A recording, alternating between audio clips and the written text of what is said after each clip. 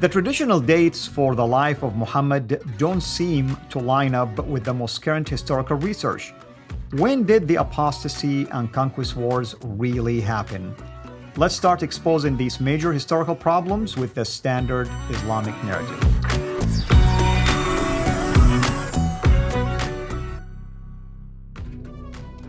Well, hello everyone. This is Fadi, and I want to welcome you to another video series that we will be doing with our dear brother Mel. And as you know, of course, the minute I mention Mel, we are dealing with the Standard Islamic Narrative and issues related to the origin of Islam. And today's topic is no different. It might take us few episodes to cover, but it focuses also on yet another contradiction between what we call the Standard Islamic dating and discoveries that appears to go against those datings. In fact, in this case, we are going to be talking about dating for certain conquests, Islamic conquests, and also the war of the apostates or the apostasy war. And we will shed a little bit light on that. But before I do so, I want to welcome our dear friend Mel to the studio. Mel, thank you so much as always for being here with us. My pleasure to be back. It seems like years since I was last talking to you. I think this is going to be a really key series for our audience, because I think it's really important for us to get definite dates about when these things happened. Right. And then we can talk about all the other periphery stuff. But once we get the dating correct, then we can start to unpack it. But I think the three main things that's really important is, when did Muhammad die, according to Standard Islamic Narrative? Well, he's said to have died in 632. And secondly, the Ridda wars are meant to have happened after that, because they lost faith in his movement, according to the narrative. And then there was the conquests in Iraq, which are meant to have happened in 633 AD, so basically a year after he died. The problem is, what happens if the dating is wrong with those Iraqi conquests? Right. If those years are wrong, where does that leave us with the Ridda wars and with the proposition that Muhammad died in 632? And if Muhammad didn't die in 632, what else is wrong with the story of Muhammad? Well, as we've seen in many other videos, there's actually quite a lot wrong with that narrative. Right. But this is a key aspect of it.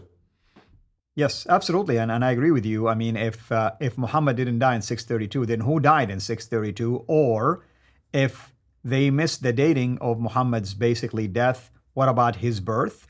There are some inscriptions that indicate his birth was in 570. It would have been earlier. And there are also some discoveries like the Birmingham folios, for instance. It indicates that the dating of those folios and the Quran would have been much earlier even than the birth of Muhammad. So now people are beginning to see why the dating is extremely important, because there is a lot on the line when it comes to that. For instance, you mentioned the Ridda wars, which is the Arabic way or the Islamic way of saying the apostasy war. What was it about? Well, here is what I learned growing up, that after the death of Muhammad, certain people from certain tribes left Islam altogether, became apostates, murtaddeen basically. And there is another, a false prophet by the name of Musaylima al-Kadhab, the liar. And he apparently also was one of those people that attracted certain people to follow him, or even was fighting against the traditional Muslims. So Abu Bakr and Omar were concerned really about that. And Abu Bakr in particular wanted to go, technically speaking, and send troops to fight people and force them to come back to Islam. Believe it or not, it wasn't just to bring him back to the fold of Islam. It was about paying the zakah. I mean, the charity. You can see that there is a financial or economical motivation behind it. And also, if we want to take the traditional Islamic dating also seriously, it was during that time that Umar advised supposedly Abu Bakr to start the first collection of the Quran, or the first compilation. So everybody can see that there is important events that were happening, and we're using dates that apparently now, today, and in the next few episodes, we'll show you that some of the discoveries and archaeological discoveries and datings and historical writings do not line up with them. So, Mel, what do we have this time? What are we going to look at to begin to examine the traditional date versus the dates that we are uncovering? Okay, so I suppose a key document is Sayf ibn Umar's book. He wrote in the 8th century. He was an Islamic historian and compiler of reports, and he wrote a book which in English is called The Great Book of Conquests and Apostasy Wars, hence the title. Another very important book is actually written by an Iranian scholar called The Decline and Fall of the Sasanian Empire. Her name is Parvana Pourshariati. It's a very long book. It took me the whole summer to go through it, and it's very in-depth. And so the basic principle that she put forward is, okay, Sayf mentions these battles in Iraq, and he gives some markers that by which we can date the different battles. For example, he mentions the names of different Persian rulers. Now, it so happens that there are Iranian sources that we can look at, and we can date when those rulers existed. And by that, we can date the battles. So she looked at the Hijra dates given by Sayf and basically said, well, these dates are wrong. So she basically decided to ignore those dates and then just look at the other indicators and work out dates just based on the Persian rulers that are mentioned in the story. And it's very logical. And so that's the evidence that we're drawing from. And she makes a fantastic case. And also, want to mention, she is from the region. So we ought to really at least respect the fact that she will have her firsthand look on what transpired in her own region. Yeah, and just to kind of point out, she's a 20th century or 21st century scholar. She is doing work that very few other scholars have done. A lot of scholars have neglected all the Persian narratives. And so she's really kind of doing the work that needed to be done centuries ago, really. So just to draw attention to this slide here, this is from her book. She says that Sayf's account of the initial phase of the conquest of Iraq begins with a very significant chronological and symbolic indicator. When Khalid bin Walid was done with the business of Yamama, Abu Bakr, 632 to 634, wrote to him, "Go onward toward Iraq until you enter it. Begin with the gateway to India, which is Ubula or Basra. Render the people of Persia and those nations under their rule peaceable." Now, Yamama was where Khalid had defeated the Sudu prophet Musaylima. The signifier at the very inception of Sayf's account, therefore, is the Ridda wars conducted under the direction of Abu Bakr, which is exactly what you just mentioned. So these battles in Iraq happened just after the Ridda wars. So let's go a little bit further. She says that the accepted Hijra chronology provided by Sayf, moreover, puts the start of these wars in 12 AH, conventionally dated to 633 CE. Okay, the problem is that that doesn't line up.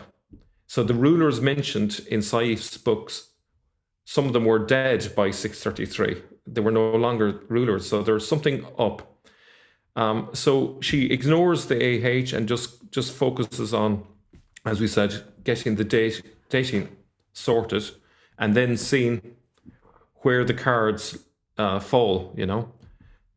So an earlier dating for the Iraqi battles will be a problem, as these Iraqi battles occur supposedly after Muhammad's death and the Ridda wars. If they occurred several years earlier than previously thought, where does that leave us with the Standard Islamic Narrative? I'm going to suggest that it actually leaves us with a massive crater in the Standard Islamic Narrative, because this particular period is a pivotal period if we're talking about the death of Muhammad and the Ridda wars. So here are the first 7 battles that she delves into. As you can see, the battles start way down in the southeast of Iraq, and, well, what would be called Kuwait, really. So we have like the Battle of Ubula, which is Basra, and then nearby the Battle of Dat al-Salasil and so forth. And then the battles head sort of northwest up along the Euphrates River. and then even further off the map here. So these places are fairly familiar. You'll probably recognize up in the north there, Baghdad. What the S.I.N claims is that these battles happened between 633 and 634. However, by referencing Persian monarchs at the time of the battles, we can cross-reference the time of their reigns and bingo, discover an accurate date for each battle. And spoiler alert, they didn't occur between 633 and 634. There's no surprise in that. I don't know if you want to come in on any of that. No, I was just going to say, it's just when you look at all of these battles and the fact that they were all sandwiched between just 633 and 634, it's just amazing because I grew up also believing that Muhammad himself did send a letter to Qusra, or the Caesar of the Persian Empire, asking him to accept Islam. And of course, it was laughed at and rejected. So it kind of makes you wonder now if those battles took place before 632, just by virtue of looking at this concept of Muhammad approaching, Caesar himself with the letter. Yeah. So I was initially very skeptical of all of these battles. I didn't think there was any historical truth to these because so much is exaggerated. The dating was wrong, but when I became aware of the fact that there was all of these Persian narratives that lined up with the Arabian or Arab narratives, obviously the Hijra dating was wrong, but certainly the Persian leaders lined up in both narratives. I was more convinced by it. So if we look at the first battle, that's of relevance that we will look in this part today. The S.I.N places it in 633, and Poor Shariati says, now these raids, as they're called, are described on the year 12 of the Hijra and are said to have been directed by Abu Bakr after the defeat of Musaylama. Who were the Persian commanders participating in the Battle of Ubula, however, and what are the Sasanian chronological indicators for this battle? In other words, who were the Persian leaders, and can we date the time of the battle using that information? So we can actually check the dates of their reigns. She says that during the course of this war, Khalid wrote to Hormuz and urged him to become a Muslim or opt to pay the jizya. At the receipt of Khalid's letter, Hormuz sent the news to Shiru-Yi, Kubad, and to Ardashir III, after which he mobilized his forces. Now, Ardashir III and Hormuz are both very significant people in particular, and so we can definitely date the battles from them alone. So she goes on to say that unlike Sayf's account, where there is confusion as to whether this war took place during Shiru-Yi Kubad's reign, 628, or during his successor, Ardashir III's reign, 628, 630. However, Ibn al-Athir maintains that the Battle of Ubula took place during the reign of Ardashir III. So Ardashir III's reign went from 628 to 630. Immediately we can see a problem. Right. If this battle occurred during his reign, clearly the S.I.N is wrong. S.I.N says it happened in 633. It's an open and shut case, really. It had to have happened at least 3 years earlier. So you take your pick. It could be 628, 629, or 630, but certainly not 631. Right. Certainly not 627. So that's really kind of significant there. Wonderful. And I know you did this in parts, so let us know when you're approaching the end of that part, the first one. Yeah, so almost there. So what she decided is she kind of did a thought experiment, and she said, what would happen, however, if we choose to ignore the Hijra date altogether and presume that these raids in fact did take place around the time when Kubad died and the 7-year-old Ardashir III was enthroned? She compares information about Ardashir III's reign from the Hawade Namag tradition, which is an Iranian tradition, and she found that basically Ardashir ruled for about 1 year and 7 months, so that narrows it down, until Sharvaraz usurped the Sasanian throne on the 27th of April 630. And she says, based on our alternative chronology, therefore, the Battle of Ubula would have taken place any time between September 628 and April 630. And she goes on to say, however, since some of the accounts still mention Kubad, we should conclude that this battle probably took place sometime in 7 AH or 628 CE, or AD as I prefer to say.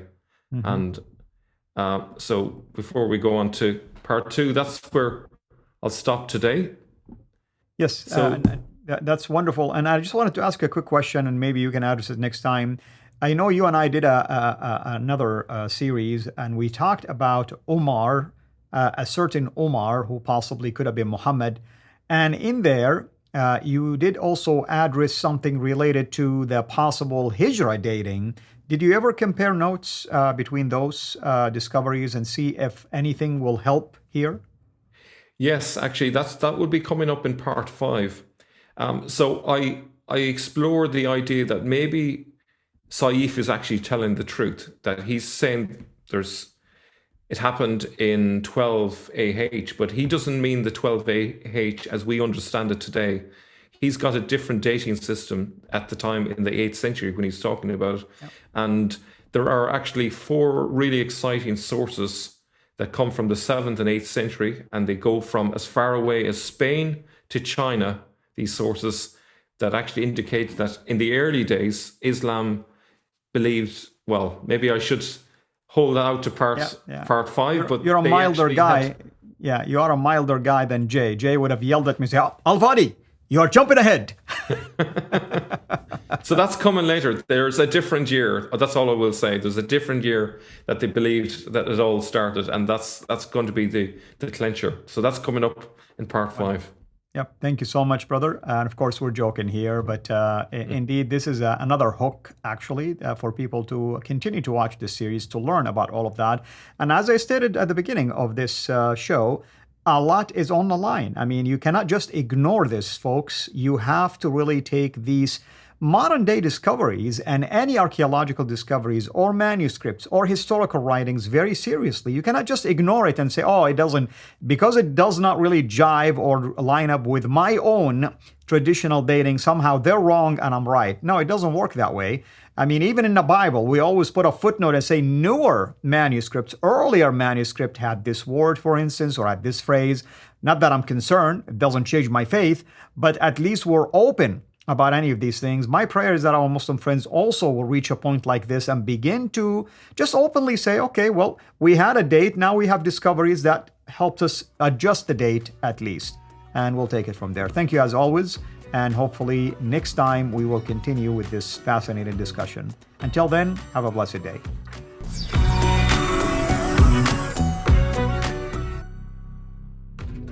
Thanks for watching. Please like, subscribe, share, and comment. And ring the bell so you will be notified when we release new content. Our mission is to reach Muslims with the gospel of Jesus Christ and help Christians engage with their Muslim neighbors. If you want to join us in this life-changing work, please support us on patreon.com/CIRA International, or just click on the link below.